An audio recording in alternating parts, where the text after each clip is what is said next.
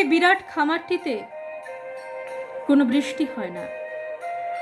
আমার কপালের ঘাম দিয়ে গাছগুলিকে তৃষ্ণা মেটাতে হয়। সেখানে যে কফি ফলে আর চেরি গাছে টুকটুকে লাল রঙের বাহার ধরে, তা আমারই ফোঁটা ফোঁটা রক্ত, যা জমে কঠিন হয়েছে।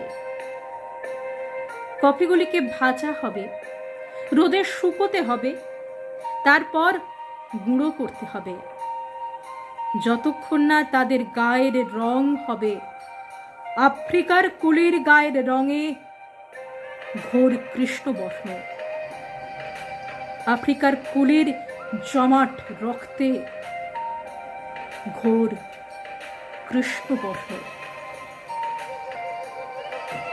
যে পাখিরা গান গায় তাদের জিজ্ঞাসা করো।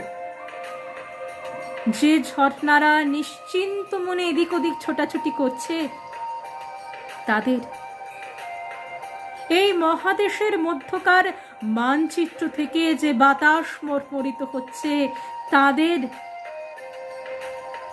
কে ভোর না হতে ওঠে, কে তখন থেকেই খেটে মরে, কে লাঙ্গল কাঁধে দীর্ঘ রাস্তা কুঁচো হয়ে হাঁটে, আর কেই বা শস্যের বোঝা বইতে বইতে ক্লান্ত হয়। কে বীজ বপন করে আর তার বিনিময়ে যা পায় তা হলো ঘৃণা বাসি রুটি, পচা মাছের টুকরো, শতচ্ছিন্ন নোংরা পোশাক, কয়েকটা নয়া পয়সা। আর এর পরেও কাকে পুরস্কৃত করা হয় চাবুক আর বুটের ঠক্কর দিয়ে? কে সেই মানুষ? কে ক্ষেতগুলিতে গম আর ভুট্টা ফলায় আর সারি বাঁধা কমলা গাছগুলিতে ফুলের উৎসব আনে? কে সেই মানুষ? কে ওপরওয়ালাকে গাড়ি, যন্ত্রপাতি, মেয়ে মানুষ কেনার টাকা আর মোটরের নিচে চাপা পড়ার জন্য নিগ্রোদের মুন্ডুগুলি যোগান দেয়? কে সাদা আদমিকে বড়লোক তৈরি করে, তাকে রাতারাতি ফাঁপিয়ে তোলে, পকেটের টাকা জোগায়? কে সেই মানুষ? তাদের জিজ্ঞাসা করো।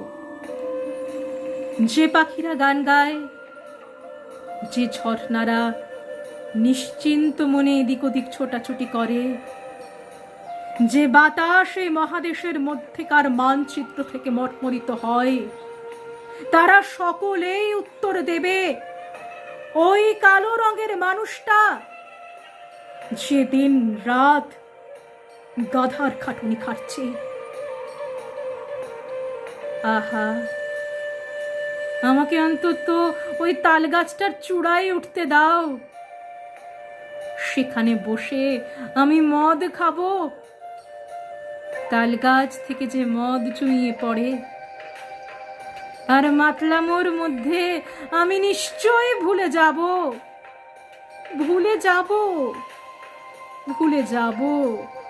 যে আমি একজন কালো রঙের মানুষ। আমার জন্যেই এই সব।